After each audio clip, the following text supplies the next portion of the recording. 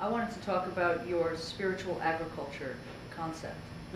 My approach to the farm in New Mexico was part of my sort of living philosophy, which is that everything is interconnected.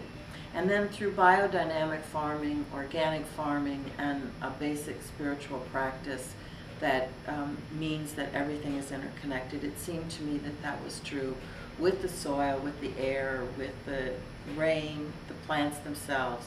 And then that should also reflect onto the management style of the farm.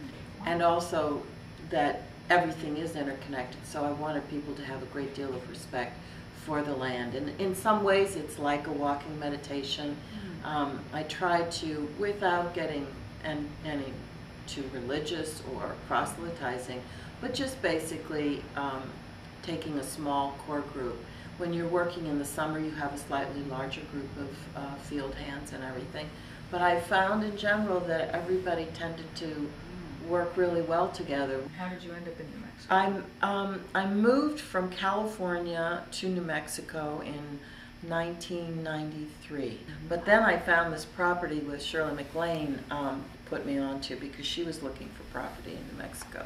So we're in the same neighborhood. She just is on the mountain behind me. So. And she's still there too? Oh yeah. Okay. So, and she grows some vegetables and stuff on the land and everything. But she told me about it, so I took a look at it, and that was it. Once I saw it, I thought, oh, this is great, because it was all on a river.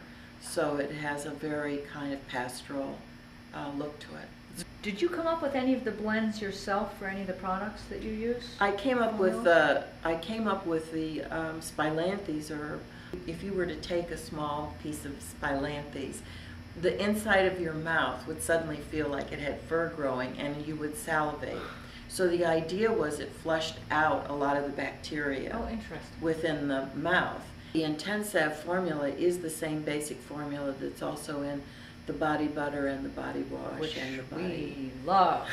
Any new projects on the horizon? Planning to expand the line, the product line, and also, which is interesting, is that I'm going to look at some biodynamic farms in the New Jersey, New York area, with the idea, because there are certain herbs that we can't grow in New Mexico due to the completely different makeup of the soil and the weather. So I thought it would be interesting to take a look at some farms, and with the idea of possibly being able to commingle, if you will, with another biodynamic farm in terms